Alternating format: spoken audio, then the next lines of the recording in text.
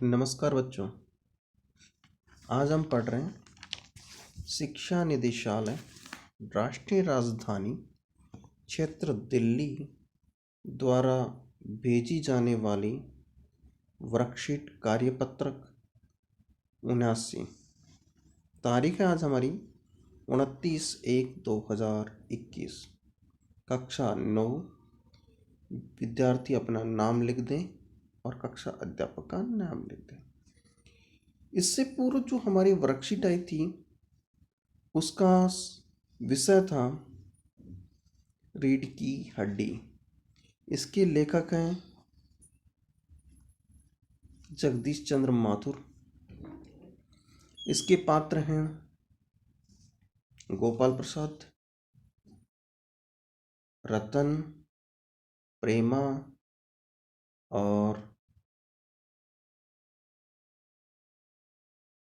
गोपाल प्रसाद का पुत्र शंकर।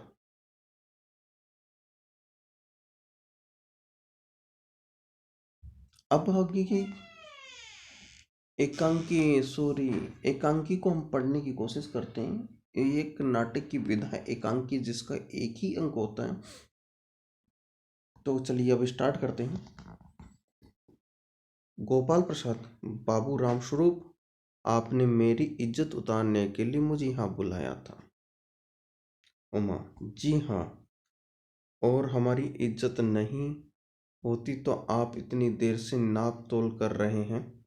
और जरा अपने इन साहबजादे से पूछिए कि कभी पिछली फरवरी में ये लड़कियों के हॉस्टल के इर्द गिर्द क्यों घूम रहे थे, वहां से कैसे भगाए गए। शंकर, बाबूजी चलिए। गोपाल प्रसाद, लड़कियों के हॉस्टल में? क्या तुम कॉलेज में पढ़ी हो? उमा, जी हाँ, कॉलेज में पढ़ी हूँ। मैंने बीए पास किया। कोई पाप नहीं किया, कोई चोरी नहीं की, और न आपके पुत्र की तरह ताक झांक कर कायरता दिखाई है। मुझे अपनी इज्जत, अपनी मान का ख्याल तो है, लेकिन इनसे पूछिए कि ये किस तरह नौकरानी के पैरों पड़कर अपना मुंह छिपाकर भागे थे। गोपाल प्रसाद खड़े होकर गुस्से, बस हो चुका। गोपाल प्रसाद, आपने मेरे साथ दगा किया।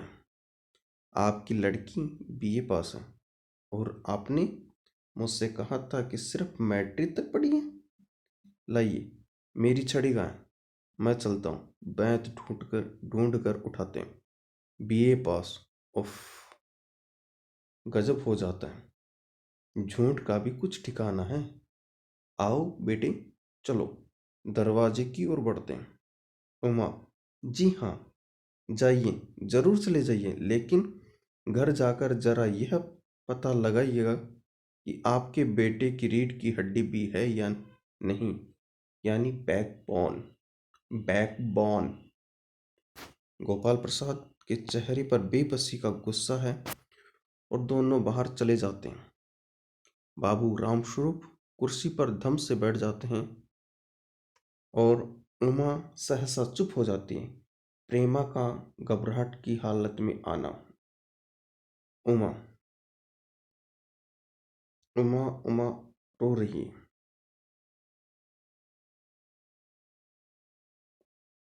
आप देखिए यहाँ पर प्रश्न आ रहे हैं। प्रश्न नंबर 1 कह रहा है उमा कॉलेज में पढ़ी है। यह सुनकर गोपाल प्रसाद चल क्यों दिए?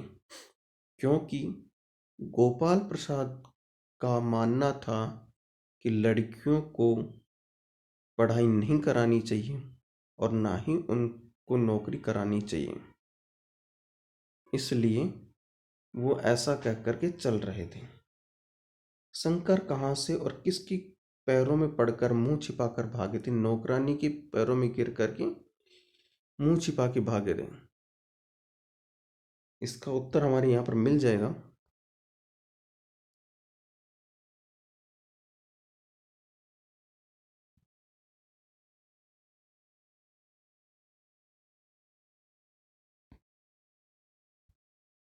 ये दूसरे प्रश्न का उत्तर है बेटा। किस तरह नौकरानी के पैरों में पड़कर अपना मुंह छिपाकर भागे थे।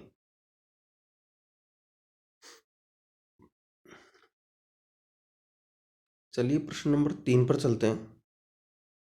आपको क्या लगता है उमा के पिता ने गोपाल प्रसाद से उमा की पढ़ाई के बारे में झूठ क्यों बोला होगा?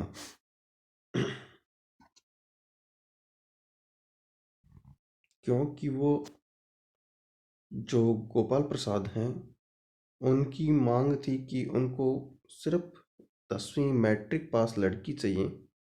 उसी आधार पर उन्होंने अपनी पुत्री को 10वीं पास या मैट्रिक पास ही बताया था। आपके लाडले बेटे सॉरी क्वेश्चन नंबर 4, आपके लाडले बेटे की रीढ़ की हड्डी भी है या नहीं? उमा के इस कथन से शंकर की किन कमियों का पता चलता है? रीढ़ की हड्डी का जो पाठ का आधार है, जो पाठ का नाम है रीढ़ की हड्डी, उसका पता चलता है। प्रश्न नंबर 5, शंकर जैसे लड़के या उमा जैसी लड़की समाज को कैसे व्यक्तित्व की जरूरत है? तर्क सहित उत्तर दीजिए। उमा जैसी लड़की की जरूरत है जो खुले विचारों की हो, समाज में चली आ रही रूढ़ी का विरोध करने वाली हो और अपने वक्तव्य द्वारा यथास्थिति का वर्णन कर सकें। इस प्रकार से हमारे 5 प्रश्न पूरे होते हैं। हमारी वर्कशीट पूरी। धन्यवाद बच्चों।